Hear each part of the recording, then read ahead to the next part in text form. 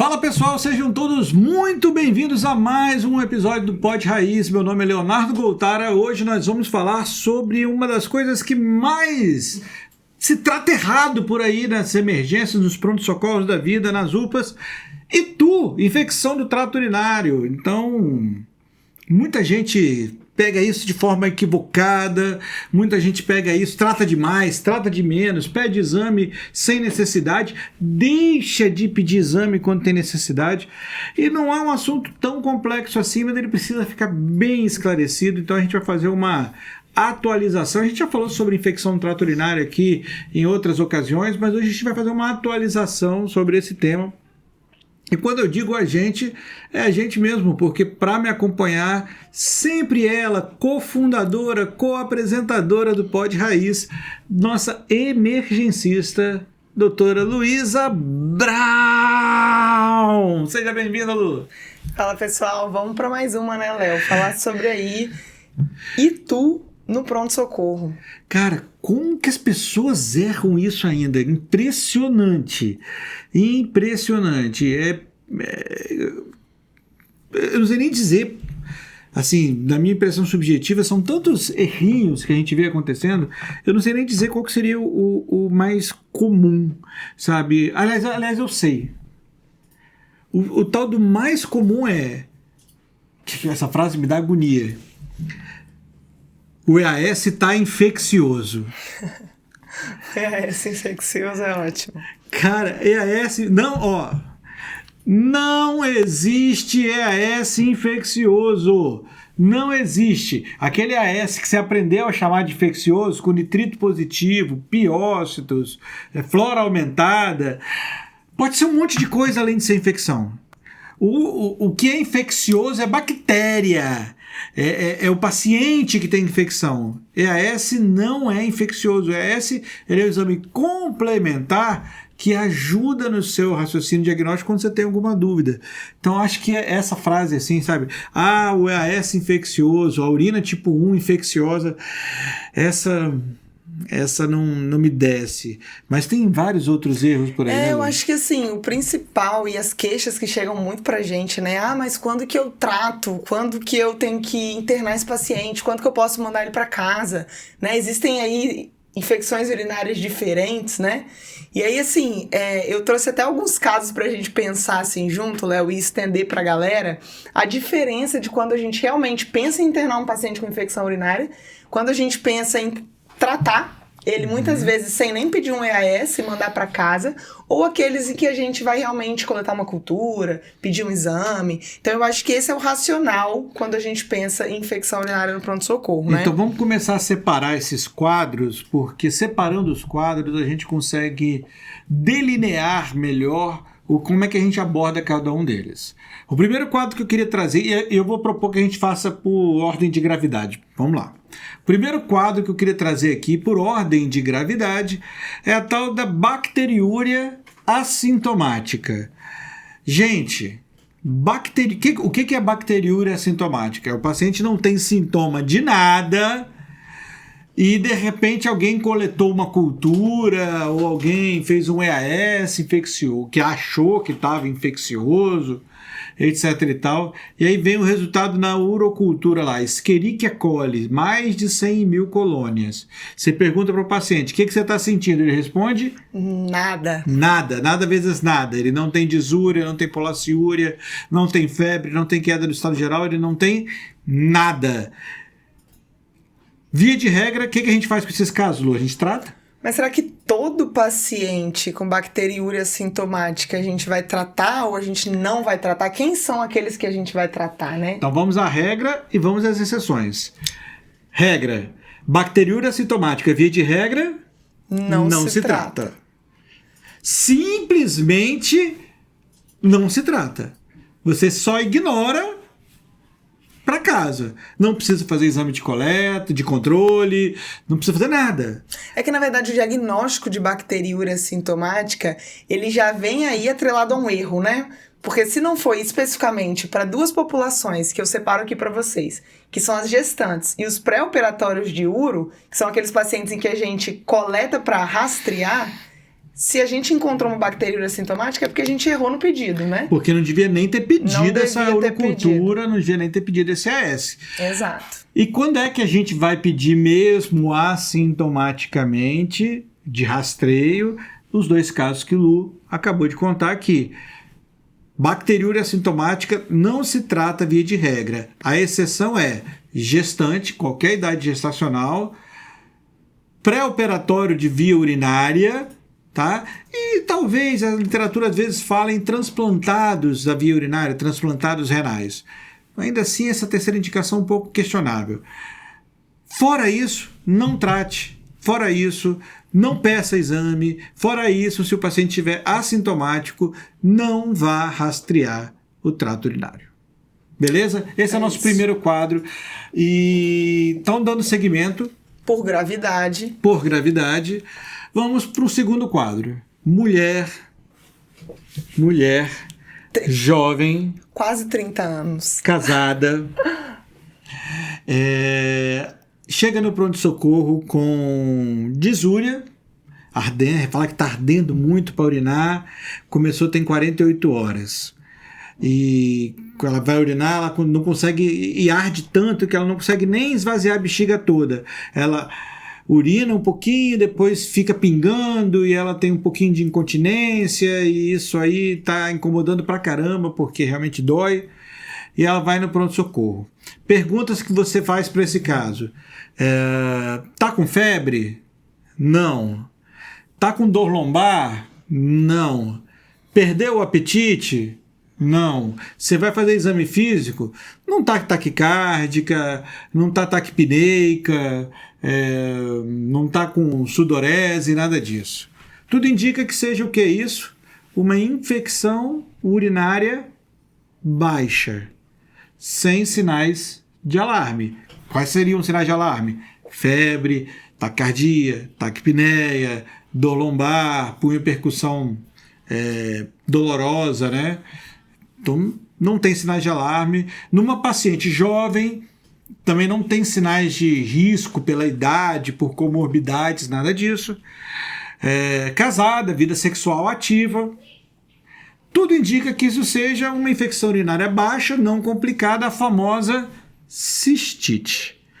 Importante você ter falado isso, né, Léo? As perguntas que vão guiar por essa queixa, né? Pra gente poder destrinchar a gravidade e também graduar em que altura eu tenho essa infecção urinária. Então, a gente tá começando ali do mais simples, né? Da bacteriúria sintomática para cistite e a gente vai subindo. Então, isso é muito importante a gente ter tanto na história para coletar, e obviamente o perfil do paciente, né, uma mulher jovem, sem comorbidades, e exame físico, porque isso aí facilita o nosso atendimento, né, gente? Não vamos fosforilar em cima de quem não precisa.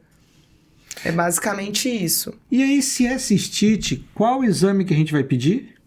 E aí, Léo, aí é um depende, se o diagnóstico clínico é cistite, depende de quê, Luísa? Me conta. Na verdade, assim, a gente sempre pensa, e o que tá lá escrito no livro, é que pacientes com primeiro episódio, não há necessidade de você investigar, você pode tratar empiricamente. Estima-se que as mulheres terão garantidamente um episódio de cistite durante a vida adulta.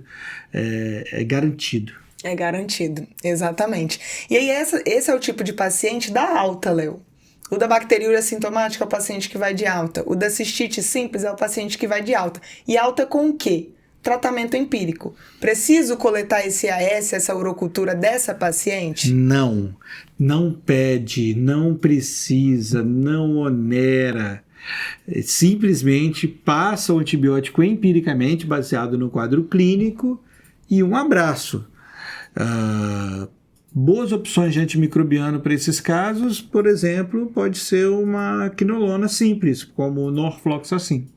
A gente tem opções, a fosfomicina, que é dose única, é fácil de tomar, né? Entra a nitrofurantoína, embora seja de 6 em 6, mas também é uma boa opção que pega esse trato. E por via de regra, se é uma paciente que já tem, talvez, episódios recorrentes, né? Que já teve vários episódios de cistite, você pode investigar, mas no seu pronto-socorro? Não. Manda um EAS, coletar EAS mais urocultura para casa. E, via de regra, até trataria essa paciente, tá? Independente dela coletar ou não esse exame. Então, vamos resumir aqui. Infecção urinária baixa, cistite simples em mulher sem fatores de risco. Primeiro episódio ou um episódio isolado, uma vez no ano, né? Pode acontecer, sem nenhum fator de risco adicional. Não carece investigar, não carece exame, não carece nada. Faz antibiótico empírico, eu gosto de Norflox, mas existem outras opções. Faz antibiótico empírico e casa e tchau. Ah, não, é uma infecção urinária baixa, sem sinais de doença sistêmica, mas ela é recorrente. Ela tem mais de 3 episódios ao ano.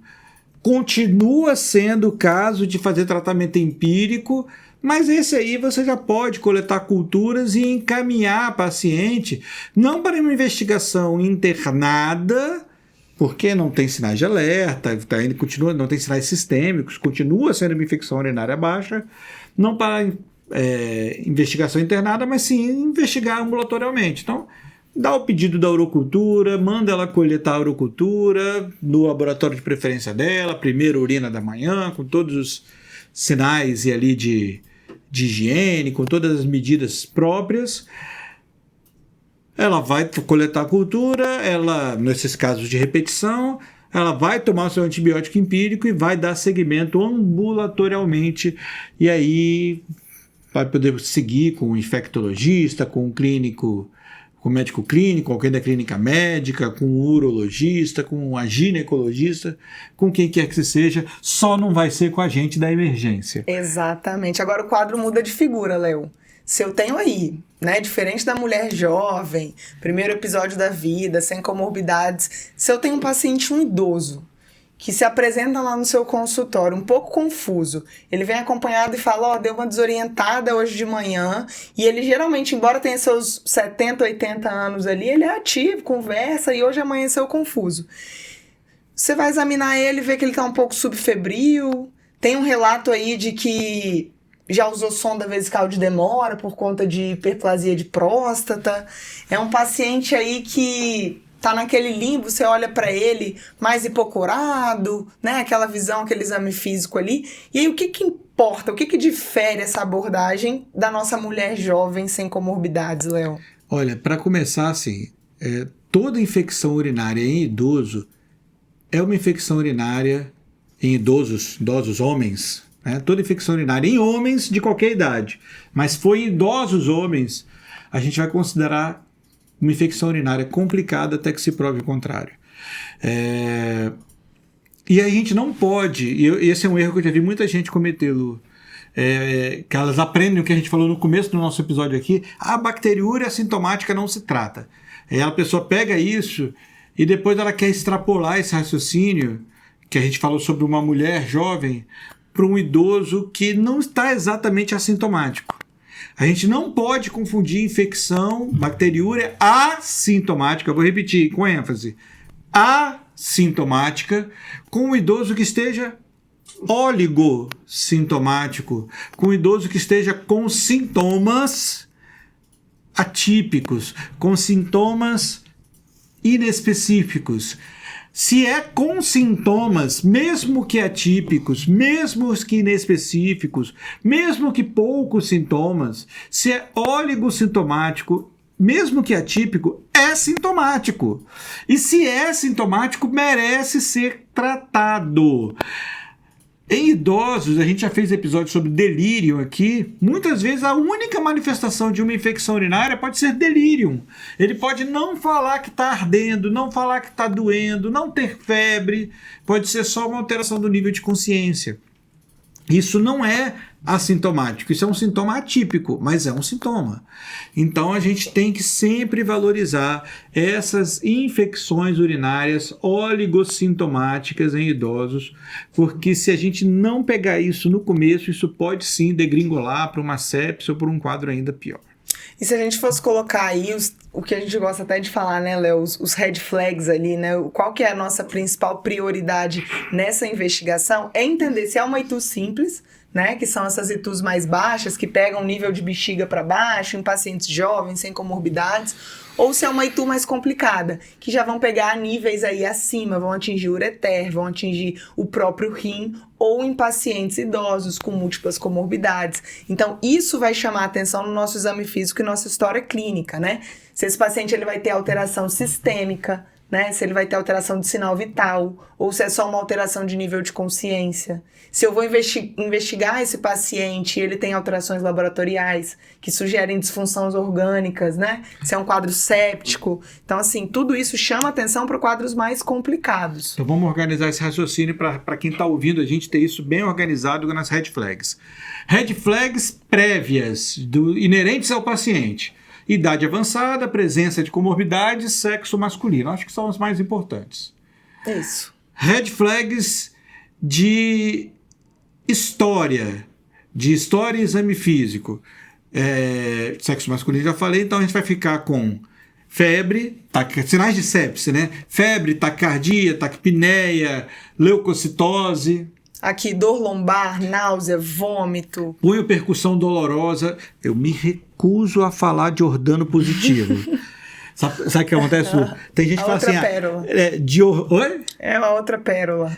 O paciente está com Giordano positivo, porque ele sente dor quando eu faço a punho percussão no tórax, no dorso dele. Eu fico imaginando que seria um Giordano negativo, né? Você faz a punho percussão no dorso dele... Aí o paciente sente prazer. Giordano negativo, que legal. Bate mais, doutor, tá gostoso. Porra. Gente. Sinais de semiologia não existem positivos nem negativos, tá? Eu vou sair um pouquinho aqui do tema do episódio. Mas, não existe Giordano positivo e Giordano negativo. No máximo, o sinal de Giordano está presente ou está ausente. Sinal de Bloomberg, lá do abdômen, da apendicite, está presente ou está ausente. Sinal de Murphy, lá da colicistite, presente ou ausente. Sinal de Babinski, presente ou ausente. Positivo e negativo da ideia de que sente dor quando faz e sente prazer quando não faz. Tipo isso. Tá? Fecha parênteses. Parem de passar vergonha quando vocês estão anotando o exame físico. Então é isso. Então, já falamos dos sinais de alerta inerentes ao paciente, sexo masculino, presença de comorbidade, idade avançada. Falamos de sinais de alerta típicos da sepse, né? Taquicardia, taquipneia, leucocitose, febre. Sinais de alerta típicos de exame físico, como punho e percussão positiva, punho e percussão dolorosa, que sugere pielonefrite. E quando você tem um desses sinais de alerta, quando você tem um desses sinais de gravidade, a gente já vai 100% dos casos investigar, pedir culturas, e com uma extrema liberalidade vai pelo menos começar o tratamento desse paciente internado com medicação venosa.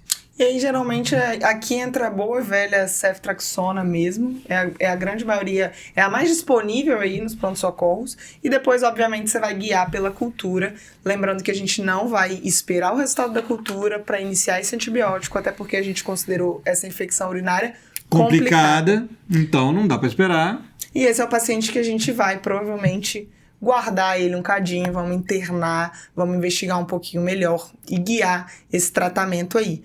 Então, acho que é um pouco disso, né, Léo? O pensamento e o racional dentro de infecção urinária é a gente entender que as infecções urinárias, elas não são iguais. De jeito nenhum. Os pacientes, eles vêm com perfis aí que trazem um pouco de informação para a gente diferenciar uma simples de uma complicada, e a gente consegue tirar isso muito do exame físico e da história clínica desse paciente, né, Léo? Detalhe, em que momento a gente discutiu o EAS aqui? Pois é, o EAS não entrou em nenhum momento. O EAS, gente, o EAS, a urina tipo 1 ou urinálise, dependendo do local do Brasil onde você está, o nome do exame vai mudando. Ele é muito mais útil quando você quer, talvez, descartar um quadro de infecção urinária do que propriamente para confirmar, sabe? Um EAS normal, talvez você tenha que pensar em outras causas. Agora, para confirmar, ele é muito, muito ruim. Até porque ele modifica com N coisas. A mulher estiver menstruada, já modifica o EAS. Se coletar errado, já modifica o EAS. Então, assim, cuidado com esses exames de urina tipo 1 aí, porque eles muitas vezes levam a gente a super tratamento, a tratar além do necessário os nossos pacientes. É isso, né, Léo?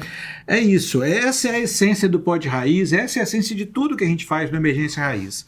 Tentar esclarecer para vocês, com o máximo de didática possível, de raciocínio, toda a medicina de emergência, desde os casos ficha verde até os casos ficha vermelha, até os casos mais graves. Medicina de emergência não é um bicho de 7 cabeças, mas ela precisa ser organizada, ela precisa ser estruturada com um método. E quando você tem método, você consegue desembolar qualquer coisa. Afinal de contas, como a gente sempre diz, o plantão não é sorte, plantão é técnica, plantão é método, e é sobre isso que a gente fala aqui todos os dias fala todos os dias no Emergências do Zero, no AVM do Zero, no método Plantão Perfeito, na nossa residência, né? Nós somos uma página de internet? Somos, mas nós somos uma página de internet que forma emergencistas de verdade. A gente coordena uma residência médica, a gente está à frente de internato, à frente de residência, à frente de unidades de pronto-socorro, coordenando pronto-socorro. Luísa coordena pronto-socorro, eu coordeno de hospital, dirijo o hospital. Então aqui é vida real, faca na caveira. Não é só isso um rostinho bonito, né, Léo? Não é só uma loura linda, maravilhosa de 1,80m. Tá esperando ele falar isso. Esposa do Caio. Ó, Caio, um abraço pra você. Dito. Muito obrigada, gente. Um abraço, gente. Até o próximo episódio. Até a próxima.